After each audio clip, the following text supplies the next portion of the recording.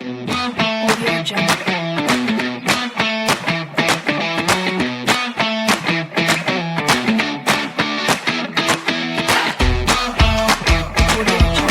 Halo Tertan UTM, selamat datang di UTM Podcast bersama dengan saya Nur Imamah di segmen terbaru kami yakni Rugat Ruang Gagasan Dekan episode 1.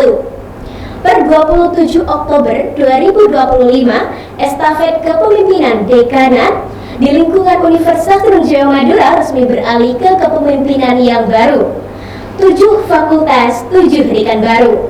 Nah, melalui UTM Podcast, saya akan mengajak tretan UTM dimanapun Anda berada untuk mengenal lebih dalam salah satu dekan dari Fakultas Keislaman. Kita langsung sambut saja beliau. Assalamualaikum Bapak. Waalaikumsalam warahmatullahi wabarakatuh, Mbak Nuri. Baik, selamat datang di UTM Podcast Bapak. Bagaimana kabarnya sore ini? Alhamdulillah baik sekali. Semoga tetap sehat dan panjang umur tentunya karena Amin. iya, karena bukan hanya Fakultas Keislaman aja yang masih membutuhkan seorang pemimpin yang kuat, gagah dan membawa semangat baru untuk kemajuan Fakultas Keislaman yang lebih unggul dan berdampak tentunya. Sebelumnya saya juga ingin mengucapkan selamat kepada Bapak Dr. Abdurrahman SAG MEI atas pelantikannya sebagai Dekan Fakultas Keislaman Universitas Trunojoyo Madura periode 2025-2029. Terima kasih. Saya juga ingin mengucapkan terima kasih atas kehadirannya di program kami. Ini merupakan sebuah kehormatan bagi kami dan juga tretan UTM tentunya. Oke, makasih Mbak Nuri atas kesempatannya bisa diundang di podcast ini. Baik, Bapak tretan UTM ini kan tentunya masih penasaran sebenarnya seperti apa sih dekan baru Fakultas Keislaman. Untuk mungkin sebagai pembuka boleh Bapak berkenalan menyapa sobat tretan yang ada di rumah. Silakan Bapak. Baik, assalamualaikum warahmatullahi wabarakatuh. Oke, makasih Mbak Nuri atas undangannya untuk menyampaikan anggaplah visi misi dan program kerja Fakultas Keislaman 4 tahun ke depan. Jadi mudah-mudahan memberikan manfaat untuk semuanya, mulai dari Universitas Trunojoyo Madura mungkin ke level yang paling bawah, artinya di Fakultas Keislaman.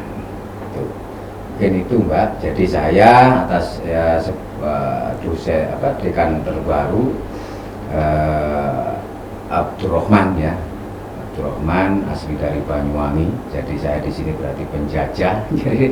Jadi mudah-mudahan menjadi intinya keberadaan saya secara pribadi mudah-mudahan bisa membawa Fakultas Keislaman di masa mendatang jauh lebih baik dan lebih baik lagi. Itu aja sih, Pak. Ya. Baik Bapak. Baik tretan UTM, di sini kita akan berbincang santai namun cukup bermakna dengan Bapak Abdurrahman ini. Mungkin kita langsung saja sebelum kita berbicara lebih jauh nih Bapak terkait arah ke depan Fakultas Keislaman seperti apa. Boleh disampaikan terlebih dahulu bagaimana perasaan Bapak saat pertama kali mengemban amanah ini? Baik, makasih Mbak Nuri atas pertanyaannya. Yang jelas karena kita sebagai seorang Muslim, prinsipnya amanah itu berat. Prinsipnya itu amanah berat, sehingga saat Allah Subhanahu wa Ta'ala menawarkan amanah kepada matahari, langit, kemudian gunung, mereka tidak sanggup. Fahamalaha al-insan, maka manusialah yang sanggup mengemban amanah itu. Artinya amanah itu memang amat sangat berat. Akhirnya ayat ini ditutup dengan kata-kata innahu kana dzaluman jahula. Maka orang yang siap membawa amanah berarti dia harus siap menjadi orang yang zalim dan bodoh. Artinya apa? Orang yang siap menerima amanah harus juga siap dengan resiko yang akan dihadapi. Oleh karena itu kita ketika mendapatkan amanah harus benar-benar bahwa ini tidak sekedar amanah jabatan, seorang anak kepada orang tua, seorang mahasiswa kepada dosen atau kepada rektor atau pimpinan, tetapi yang lebih penting amanah ini datang dari Allah Subhanahu wa Ta'ala. Itu aja. Keren sekali. Baik Bapak, sebagai dekan baru tentu kan sudah menyiapkan berbagai langkah strategis untuk membawa Fakultas Keislaman ke arah yang lebih baik. Boleh diceritakan dan disampaikan apa visi dan misi utama yang Bapak usung untuk Fakultas Keislaman selama masa jabatan ini? Begini Mbak Nuri, jadi kita karena ngobrol santai ya, jadi santai aja. Baik, yang jelas ada dua program. Kalau secara spesifik itu ada istilah program reguler. Kalau saya mengistilahkan reguler, program reguler ini program yang tuntutan yang hampir semua di semua fakultas yang ada di Universitas Trunojoyo Madura ini bahkan wajib. Misalnya internalisasi, ini semua akan berbasis bagaimana Trunojoyo menuju world class university. Nah, sehingga visi dan misi kita tidak akan pernah lepas dari induknya. Bagaimana menjadi perguruan tinggi yang unggul ya, karena kita kalau di Fakultas Keislaman nilai lebih spesifik membawa karakter nilai-nilai Islam dalam dunia pendidikan. Jadi secara prinsip kita sama. Jadi visi dan misi karena kita hanya menerjemahkan dari apa yang ada dari roadmap Universitas Trunojoyo Madura. Jadi ini secara reguler, jadi program yang hampir sama dilakukan oleh seluruh fakultas. Tapi yang secara unggul atau program unggulan yang ini mungkin yang perlu nanti didiskusikan kembali. Oke. Untuk program reguler ini boleh disampaikan seperti apa spesifiknya, Bapak? Ya, kalau program reguler kita ngikutin sesuai yang sudah ada sebelumnya, mungkin apa yang sudah terjadi kita lanjutkan, misalnya program kerjasama internasional misalnya ya. Ini hampir semua fakultas mengusung itu. Jadi hampir semua fakultas mengusung itu. Jadi kita tinggal menambahkan program kerjasama internasional yang seperti apa yang belum terjadi di tahun berikutnya. Nah, misalnya ini insya Allah kita akan kerjasama di tahun depan ini dengan beberapa universitas di luar negeri, baik di Malaysia maupun di Thailand yang sudah kita komunikasikan ya. Nah, kemudian ada program penelitian, pengabdian dan masyarakat. Ini ada banyak program yang sifatnya reguler dan itu harus dipacu ya. Tapi apa yang kira-kira yang belum ada kemarin kita tinggal meningkatkan saja.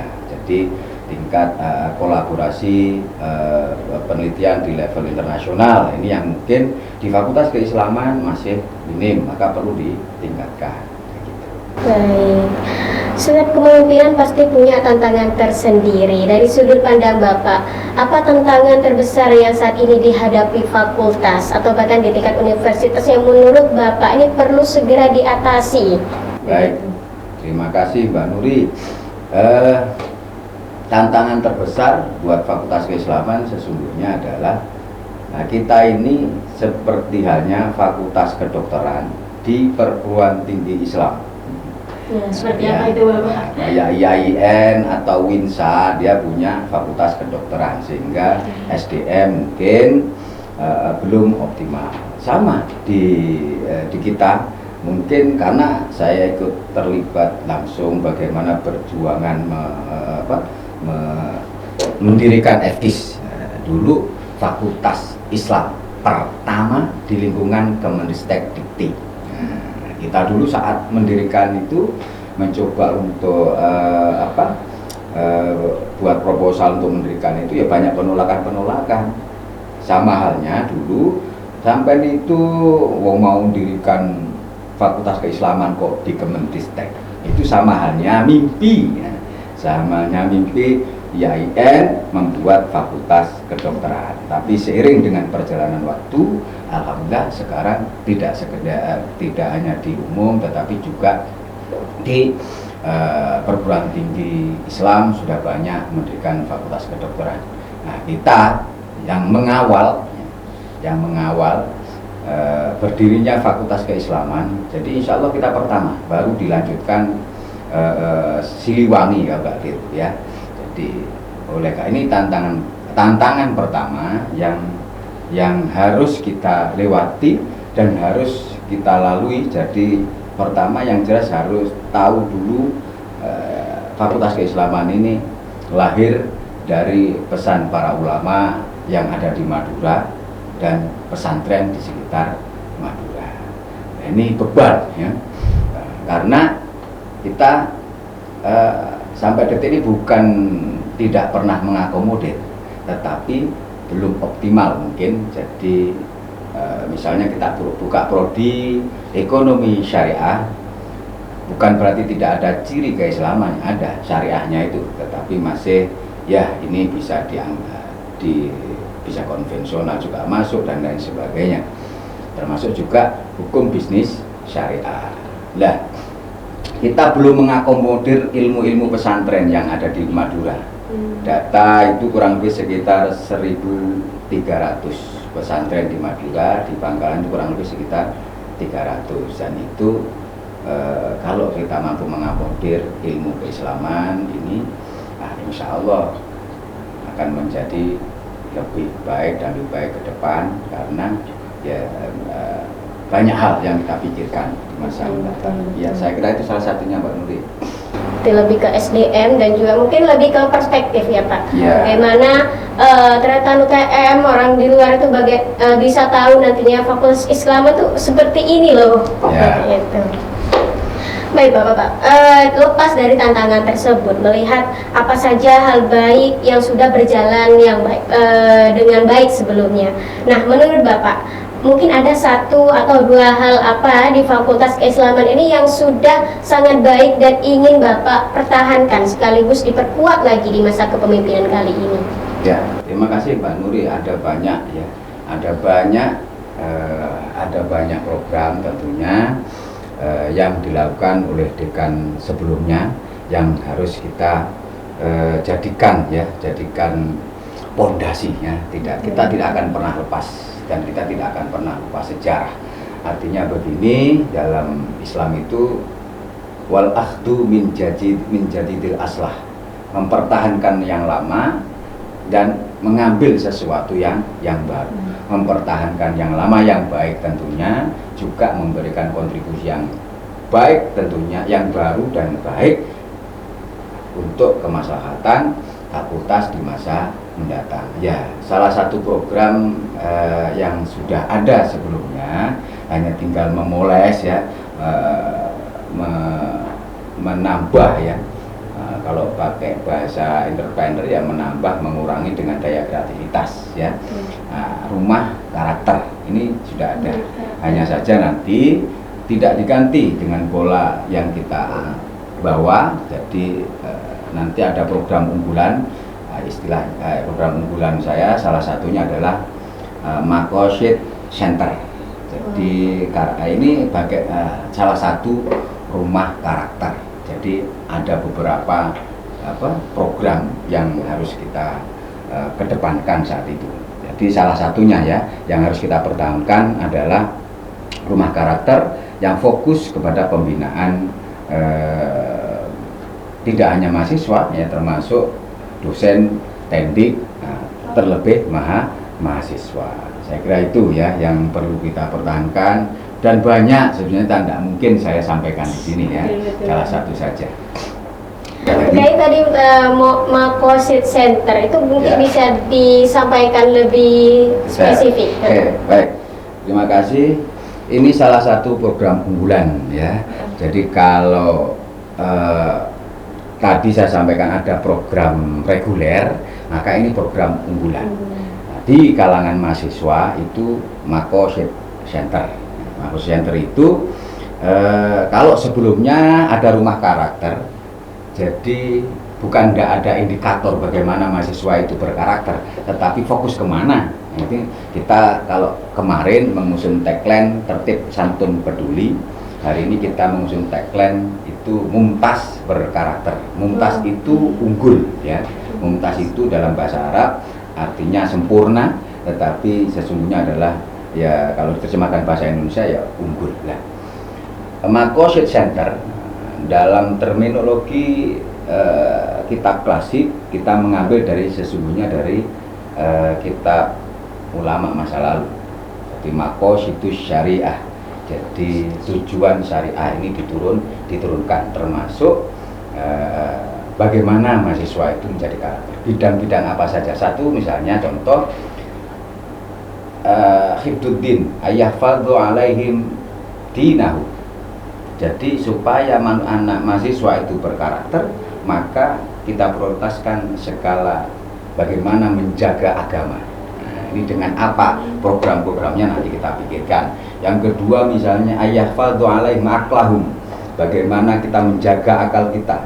Mahasiswa juga diberikan bagaimana mereka harus berpikir secara cerdas dan sistematis. Artinya mahasiswa ya harus cerdas. Wazifatul muta'alim at-ta'allum. Jadi tugas seorang mahasiswa atau dalam bahasa agama muta'alim itu pembelajar, ya at-ta'allum belajar. Nah, hanya saja kadang-kadang banyak mahasiswa yang nggak sadar kalau dirinya itu seorang pembelajar, bahwa apalagi sesungguhnya mahasiswa itu adalah identik dengan kaum berpikir. Jadi itu, jadi sandaran kita, pola mindset berpikir ya, itu ada di yang kedua, maqasid center. Yang kedua hifdzul akal, ada hifdzun nasl, menjaga keturunan.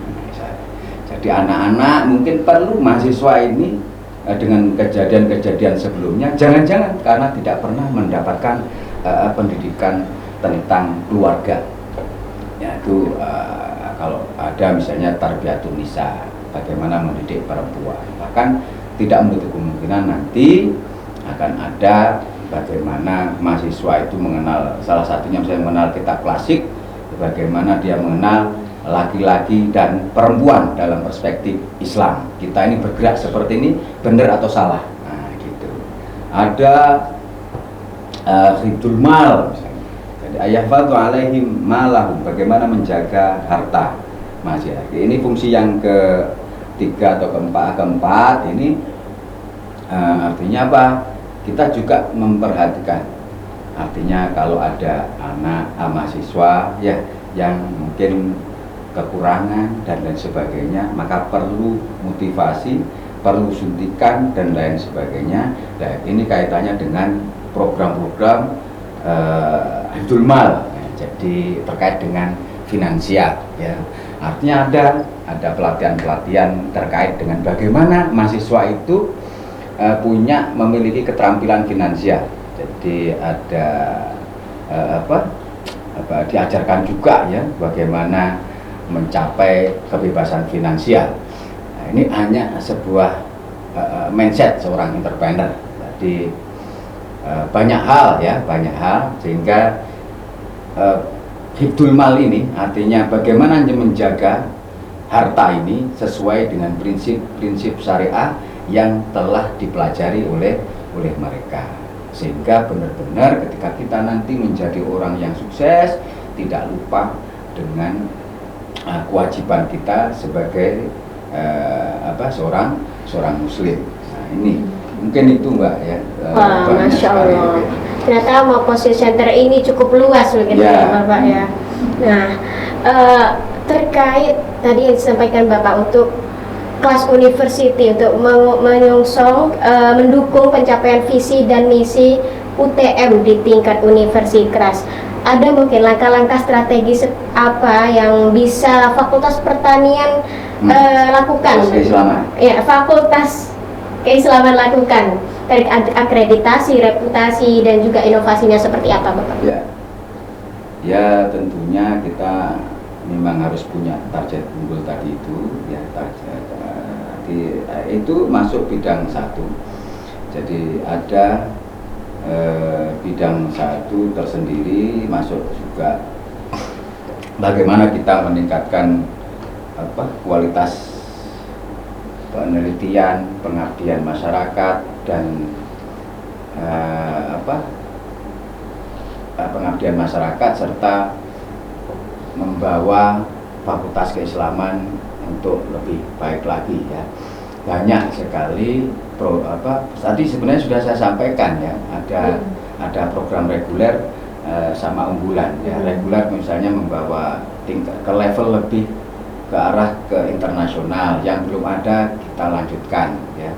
Tapi secara spesifik artinya salah satu bagaimana cara kita ya ini, dan karena tuntutan cara meningkatkan bahwa fakultas keislaman di masa mendatang ini tidak dianggap sebelah misalnya karena fakultas baru. Anggaplah dari sekian banyak fakultas yang ada, ini fakultas keislaman ini fakultas yang paling muda ya setelah pendidikan, sehingga langkah pertama untuk majukan itu perlu kita mengakomodir setidaknya pesantren yang ada di Madura ini.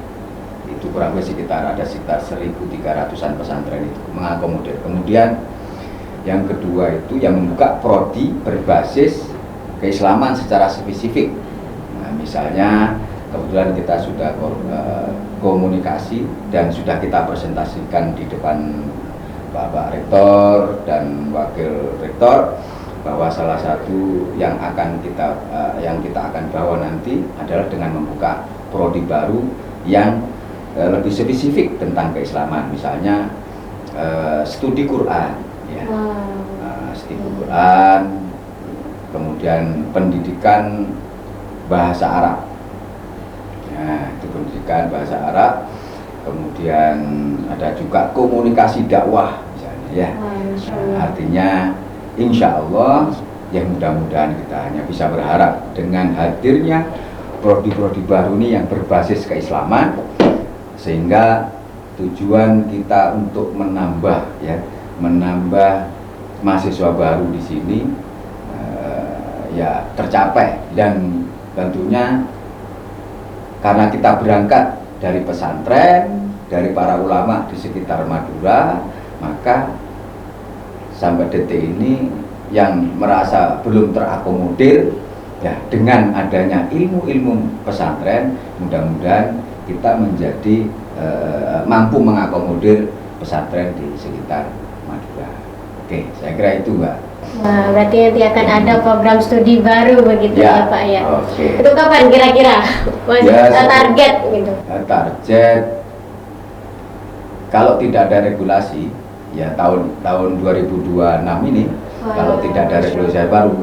Nah, tapi kalau ya semuanya tergantung nanti ya. Tentunya yang jelas sudah kami siapkan SDM, siapa yang bertanggung jawab untuk pendidikan agama Islam, siapa yang bertanggung jawab dengan sastra Arab atau pendidikan bahasa Arab, dan siapa yang bertanggung jawab terhadap komunikasi dakwah. Nah, ini mudah-mudahan tahun ini ya setidaknya tahun 2026-2027 ini sudah terakomodir ya. Saya kira itu. Baik, Bapak. Kita sekarang berbicara terkait Tridharma Perguruan Tinggi. Bagaimana rencana Bapak untuk meningkatkan produktivitas dan penguatan riset dan juga pengabdian masyarakat dan pengajaran bagi dosen dan juga mahasiswa di Fakultas Keislaman? Baik, kita harus kembali lagi bahwa Trunojoyo punya misi besar untuk menjadi world class university. Artinya semua program kalau bisa memang berbasis internasional, di penelitian ya kolaborasi internasional, di pengabdian juga kolaborasi internasional, sekaligus di pengajaran. Contoh misalnya di pengajaran sampai detik ini dan belum dilakukan ya, misalnya kalau Allah mengendaki dan nanti bisa kita laksanakan, misalnya kurikulum mata kuliah itu karena kita berbasis harus berbahasa asing ya, harus berbahasa asing. Nah, bahasa Arab boleh, bahasa Inggris boleh. Nah, itu untuk memotivasi mahasiswa untuk memberikan semangat mereka, menumbuhkan ghiroh ya untuk belajar bahasa asing ya. Artinya kalau kita dihadapkan setiap saat misalnya materi buku-bukunya berbahasa Arab semuanya. Dan kenapa berani ya? Karena ada dosen-dosen kita insya Allah untuk SDM-nya banyak yang menguasai bahasa Arab. Kenapa itu tidak kita lakukan ya? Dan mudah-mudahan di masa amanah kami ya, mudah-mudahan bisa melakukan itu setidaknya untuk sistem pendidikan dan pengajaran. Salah satunya adalah penguatan kurikulum ya berbasis internasional ya. Salah satunya apa ya, buku bahan ajar atau buku ajarnya kalau bisa ya pakai bahasa internasional ya. Tentunya nggak mudah ya, karena ini program nggak mudah yang kita bayangkan ya, tapi mau tidak mau harus mau, artinya perlu dipaksa supaya mau membuat buku ajar. Oke, saya kira begitu, Mbak. Jika terkait pengabdian masyarakatnya itu seperti apa? Oke, pengabdian masyarakat lagi-lagi ya harus berbasis internasional. Kalau pengen kita menjadi perguruan tinggi yang qualified, salah satunya sudah saya sampaikan tadi, kita akan kerjasama dengan saya lupa namanya, teman sudah komunikasi sama perguruan tinggi yang ada di Thailand, dan ini sudah siap baik dari mahasiswa yang pengen belajar ke sana, bahkan dari sana juga yang mau pengen belajar ke sini. Jadi tinggal ada beberapa kita punya kawan yang sudah bekerja sama di sana, jadi mereka butuh guru ya, guru agama Islam atau ya termasuk ekonomi syariah, hukum bisnis syariah, bahkan yang terkait dengan dunia pesantren. Artinya ini bisa jadikan lahan untuk pengabdian masyarakat. Ini untuk skala internasional. Yang kedua, untuk level nasional, dan yang perlu kita pikirkan adalah untuk pengabdian masyarakat kita harus punya desa binaan ya, desa binaan, sehingga ini benar-benar enggak kesana kemari ya. Jadi kita punya satu desa tetapi digeruyuk, kalau orang Jawa bilang itu digeruyuk, dikembangkan, semua dosen di Fakultas Keislaman, semua penelitian pengabdian masyarakat ini difokuskan di desa itu. Jadi istilahnya ya bina desa ya, bina desa, dari desa yang biasa-biasa saja menjadi desa yang luar biasa. Mungkin harapan kita begitu ya. Insya Allah. Ya, amin. Baik. Fakultas itu kan seringkali menjadi rumah kedua bagi para mahasiswa. Ya. Mungkin ada inisiatif atau program khusus yang akan Bapak jalankan untuk meningkatkan kesejahteraan mental dan lingkungan belajar mahasiswa agar mereka nyaman begitu ada di fakultas. Ya, jadi ini ya bisa dikatakan untuk bidang 1 atau bidang 3 ya. Jadi ada selain Makosid Center tadi itu bahasanya untuk anggaplah pengembangan karakter dengan nilai-nilai spiritual, tetapi ada yang kedua ini memang berfungsi untuk kesejahteraan mahasiswa, dosen, dan karyawan. Ya, itu saya sebut dengan Islamic Business Center, atau karena kita pakai tagline Mumtaz berkarakter, kita sebut kemarin dengan Mumtaz berkarakter atau unggul berkarakter. Unggul ya di bidang bisnisnya misalnya, dalam arti untuk generate income kampus, bagaimana kita punya, karena kita sudah BLU, mau tidak mau salah satu indikatornya kita punya nilai bisnis apa yang bisa kita kembangkan. Yang pertama, jadi ini banyak sebenarnya, tetapi sekilas saja kita akan bentuk namanya koperasi syariah.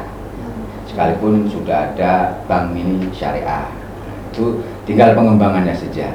Kalau ada dosen sekitar 70 ya, kemudian mahasiswa kita 1.500, itu sudah punya kekuatan bisnis yang sangat luar biasa untuk koperasi syariah. Kemudian yang kedua itu kita akan bentuk ini Bank Sampah Syariah. Bank Sampah Syariah ini ya, sejauh ini kayaknya remeh, tapi ternyata potensi income-nya sangat luar biasa kalau kita mau benar-benar serius. Coba misalnya dengan ada beberapa produk, misalnya ada produk wadiah, ada produk titipan, ada itu deposit ya, atau tabungan biasa. Misalnya mahasiswa Fakultas Keislaman dengan 1.500 mahasiswa, kita wajibkan untuk nabung sampah plastik ini 5 kilo 1 tahun, maka itu potensinya hampir setengah miliar. Nah, itu kalau 5 kilo ya. Bagaimana kalau 1 bulan bisa 10 kilo dan lain sebagainya. Dan ini insya Allah juga akan mengakomodir menyambut green economy atau ekologi, artinya kampus menjadi bersih ya. Dan ini punya potensi ekonomi yang luar biasa kalau kita tekuni. Jadi kita nanti Fakultas Keislaman fokus di bank sampah ini untuk pengepulauan. Tetapi kalau ada jadi ada sampah yang bisa dikerjakan kalau ke depan kalau kita bangun beneran, maka kita bisa melibatkan semua fakultas ya, terutama adalah fakultas teknik. Misalnya kapan hari saya ketemu sama beberapa dosen yang fokus di industri ya, maksudnya wah di industri sekarang ini ada kemarin produksi kompor dari bekas misalnya lupa saya oli bekas dari oli bekas. Nah, artinya apa? Wah ini bisa untuk pengelolaannya diambil oleh fakultas teknik. Nah, kemudian pengelolaan kedua kalau non organik misalnya bisa dioptimalkan menjadi pupuk organik. Nah, itu bisa dikelola oleh fakultas pertanian. Tapi bank sampah syariah harus berdiri dulu kan begitu. Ini hanya Fakultas Keislaman saja. Bagaimana kalau seluruh mahasiswa kemudian peduli dengan sampah? Kita ini kadang-kadang punya konsepnya, hafal. Kalau dalam bahasa agama itu ayat pertama itu Iqra, bacalah. Sesungguhnya yang dibaca itu adalah ayat qauliyah dan ayat kauniyah. Kita paham an-nadhafatun minal iman itu dari kecil ya. Tetapi makna di balik itu sesungguhnya Allah Subhanahu wa taala menyuruh pada kita, dirikan pabrik rinso, dirikan pabrik sampah ya. Cuman yang kita pahami hanya bisa marah sama teman-teman yang enggak bersih begitu saja. Nah, di balik itu sesungguhnya perintahnya adalah ini namanya ayat kauniyah. Perintahnya adalah dirikan pabrik rinso. Gitu. Tapi siapa yang punya pabrik rinso? Non muslim. Tapi teorinya dari mana? Islam kan begitu. Nah, kita terlena atau terjebak di ayat-ayat qauliyah, hanya sekedar membaca Al-Quran saja, tetapi kita tidak memahami ayat-ayat qauliyah. Sehingga dengan hadirnya ya bank sampah syariah, setidaknya mahasiswa mulai berpikir ya, ini sesungguhnya. Itu aja yang ingin kita kembangkan untuk mendukung kesejahteraan sekaligus kenyamanan ya, kenyamanan mahasiswa khususnya Fakultas Keislaman ya. Saya kira itu Mbak Nuri. Berarti sebenarnya nanti misalkan realisasi bank sampah ini bisa berkolaborasi mungkin dengan zona itu yang kita harapkan, sehingga kita ini benar-benar ya kampus yang ada, anggaplah yang berdampak untuk green economy tadi ya, untuk green economy. Kalau dalam bahasa agama kita itu sebenarnya masuk makosid syariah yang ke-6 itu hifdul bi'ah, jadi bagaimana menjaga lingkungan ya. Saya kira itu Mbak. Baik, kembali lagi ke bagaimana kenyamanan mahasiswa tadi. Kita tahu juga bahwa organisasi kemahasiswaan itu juga punya peran penting dalam membentuk karakter dan kepemimpinan mahasiswa. Menurut Bapak nih, apa peran utama Ormawa dalam mendukung visi fakultas dan bagaimana Bapak akan memberikan ruang serta dukungan bagi mereka untuk berkembang? Ya, terima kasih Mbak Nuri. kebetulan Ormawa di hari ketiga sudah saya kumpulkan. Ya, sekalipun hanya untuk harmonisasi dulu. Jadi Ormawa Fakultas Keislaman sudah kami kumpulkan dan sudah saya sampaikan, walaupun toh belum semua ya, tetapi karena momennya saat itu hanya sebuah perkenalan saja. Tapi insya Allah minggu depan atau setelah kabinet nanti sudah lengkap, baru kita akan sampaikan visi misi, program unggulan dan lain sebagainya. Tapi yang jelas Ormawa kita ini ya tidak bisa berbuat apa-apa tanpa adanya mahasiswa. Ya, mahasiswa yang masuk di Ormawa ini itu masuk min khiyarin nas, orang yang terpilih, karena mereka tangan-tangan fakultas ya, tangan-tangan kami yang benar-benar akan membawa kemaslahatan di masa mendatang ya.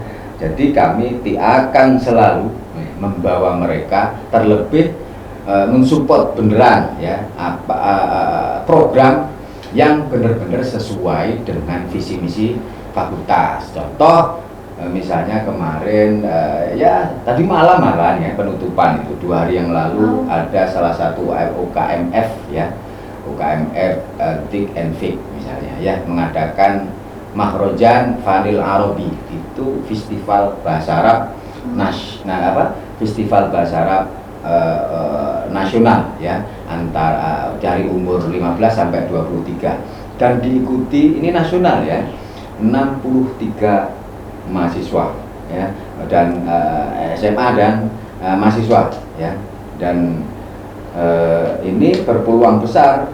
Kami sampaikan sudah kemarin, bahkan tadi malam saya perkuat penutupan ini berpeluang besar untuk program internasional. Jadi kita misalnya dengan ditingkatkan ke level internasional, jadi lomba bahasa Arab di level internasional ya, karena ini sudah cukup lama tapi masih di level nasional. Jadi kita akan support untuk seluruh Ormawa jika benar-benar beririsan, benar-benar membawa programnya ini membawa kemaslahatan sesuai dengan visi misi fakultas, begitu Mbak. Baik, wah luar biasa ini ya perbincangan kita pada sore hari ini. Kalau kata anak Gen Z ini cukup ngedaging gitu. Terima kasih. Baik Bapak, sebagai penutup mungkin bisa disampaikan pesan utama Bapak yang disampaikan kepada seluruh sivitas akademika di Fakultas Keislaman. Baik, terima kasih Mbak Nuri, kawan-kawan sekalian, wabil khusus pimpinan Fakultas Keislaman, Wakil Dekan 1, 2, dan 3, tenaga pendidikan dan seluruh dosen Fakultas Keislaman, serta seluruh mahasiswa baik ekonomi syariah maupun hukum bisnis syariah.